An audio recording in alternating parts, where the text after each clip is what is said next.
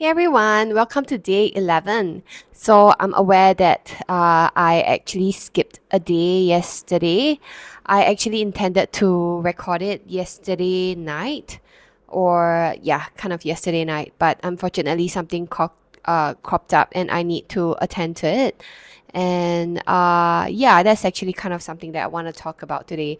So before we get on to that, I just want to say that I've invited the rose to join us again today. I mean, it's still blooming, still beautiful, so why not, right? So I just want to talk about probably like half a week ago, me and my husband and a couple of people, we went to Berlin from Transmission Wellness to get have her coach us on channeling. So basically, I I do channel spirits and like being and source and da da da, but I'm kind of taught. I picked it up through my own senses and my own knowing, and I've never attended kind of like a formal setting course, except for that one workshop that I did before. So I kind of have a bad episode when I was channeling, and I actually had a period of time where I was being psychically attacked, and it was no fun. But that's a topic for another day. If not, this would be like a really long episode. So anyway, I went to Pauline and we talked, and I decided that she's kind of like the right coach, the right teacher to teach me on this topic, especially channeling safely, learning discernment and stuff like that. And a couple of my husband and a couple of friends like decided to join as well. And I kind of like have some homework and I started channeling, and also through the conversation with her I kind of like have a sense of what kind of question to ask. And I channel like because I'm not looking to do this as a service or as an offering for now, at least. And what I'm doing now is kind of like overcoming my fear, and as well as doing this for myself, because um I don't like to have any like fear zone that I dare not touch. I would rather want to like overcome most of my fear. That being said, I'm still afraid of like cockroaches and lizards, but anyway, uh yeah, and I started channeling source, and then asking a few questions about myself, about the people around me, and I've gotten some answers. And obviously, this is not, how should I put it? It's not gonna be like rainbows and unicorns and sunshines all of the time. Uh, and of course, at the same time, I'm not in any panic mode, because I mean, life is life, right? There needs to be ups and downs in order for us to like gain anything, so to say. Um, yeah, to like I believe that the whole Earth, or like the whole 3D matrix thing, it is a school for us, and we are here to meant to learn something from it. And what's there to learn when everything is just sunshine and roses, right? So roses. Anyway, that was a bad joke. Anyway, yeah, so I've gotten some like messages. I don't necessarily would actually um categorize anything as good or bad, because I feel like that's a very flat way of seeing the earth, or rather seeing things, because everything is relative. There is no good, no bad. So sometimes when people ask me like, is it good or bad? To be honest, I don't know how to answer them. Everything is relative. Everything happens for a reason. And if we want to say like, most of the things happens for us for a reason, can we actually categorize everything as good? Wow, we feel shitty in the midst of it. I don't know. I don't know how to categorize them. It is what it is. We are just meant to go through certain things.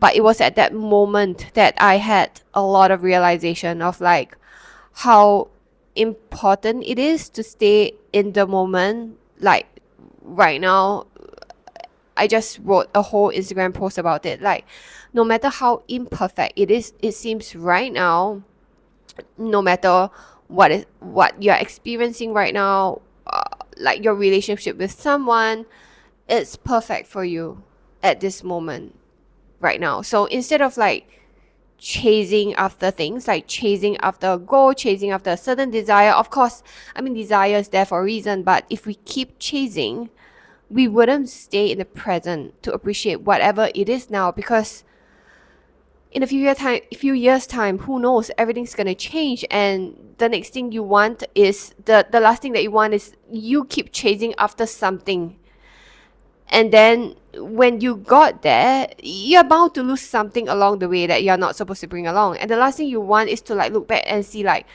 I should have enjoyed that more, I should have been in the present more, I should have, that's a lot of should have.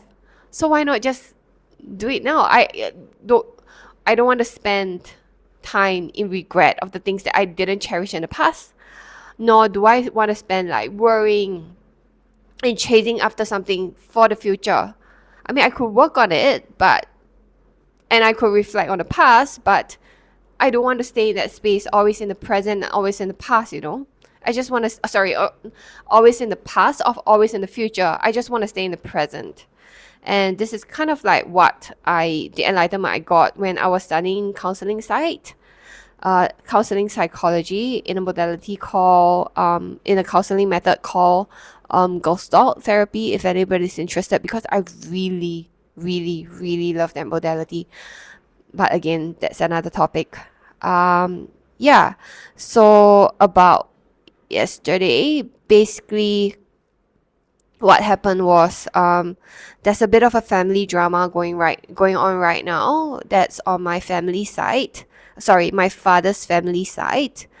But I don't want to go into details because basically I have decided to kind of like keep my distance from them. I feel like we are not on the same page. It's more triggering to be with them. It's kind of like a toxic environment, or like toxic relationship. In my standpoint, it could be just, it's not, for somebody else, but it could be my own projection at the very least. But at least this is how I see it. It's pretty toxic to me, so I would rather keep my distance.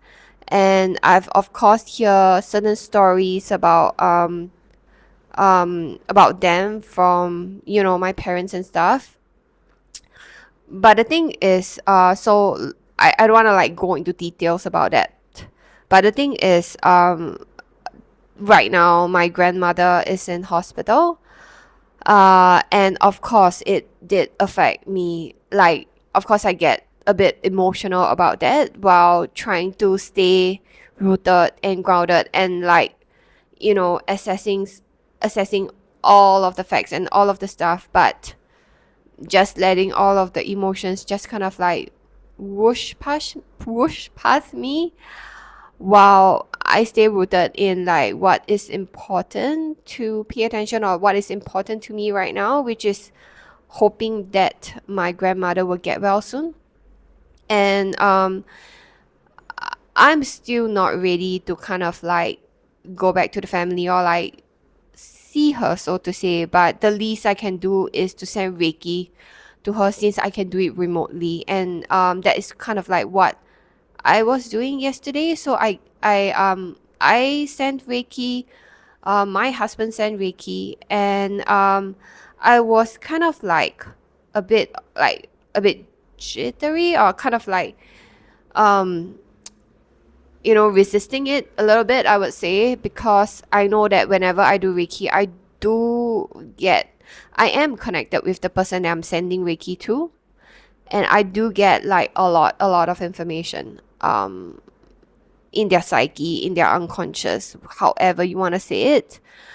And I mean, to sidetrack a little bit, I know that it doesn't happen the same way for everybody. It's just how it is for me, especially like when I read my own astro chart, or rather I have my astro chart read, right? I know that one of my main theme for me or for my this life is death and rebirth, which is a lot of activities in the eighth house. And I do feel that about myself. I resonate with that a lot. Like even for myself, when I do reflection and awareness, or when I see other people, I don't just see like the surface. I don't just react to whatever the person is like presented on the surface. I know deep down, and I know like many different layers to a person. And yeah, I mean that's just how it is for me, like in conscious life, when I talk to people, when I got to know people, and as well as like when I send Reiki, information comes in layers, like deep layers that sometimes not necessarily even that person know that about themselves. So I was a bit nervous before sending it to her, because know that I know that I'm gonna get a lot of information about her, about the current situation, about whatever it is, like even like for just the foreseeable future. And yeah, and I did. I feel like I wanted to know as well, because this is how I'm gonna like prep myself emotionally, at least, to how to handle the situation and what's the best thing I can do for her, and especially like how she's feeling right now. Yeah, and I don't want to go into details because I feel like that's pretty private. But I just want to like share my reflection upon like after learning how to channel, after learning like a lot more information that meets the eye, and slightly looking into the foreseeable future.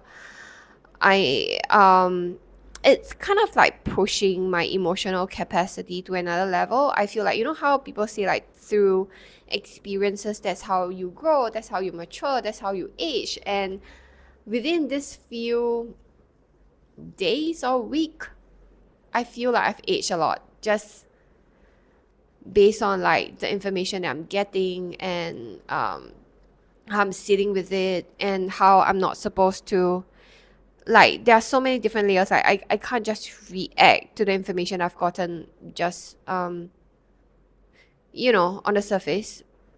I can't. Like there's so many deeper layers to it that I pretty I'm not even sure how to explain without giving more information.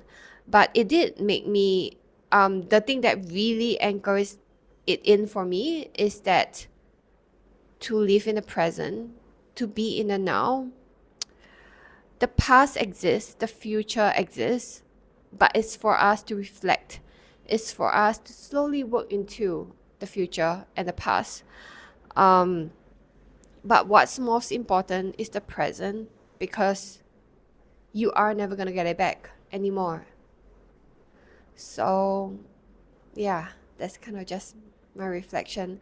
I'm gonna record the kind of like the thing for like yesterday in a bit, that I'm supposed to do, like the video I'm supposed to do for yesterday in a bit. But yeah, that's my reflection for like channeling, I would say. I love you guys.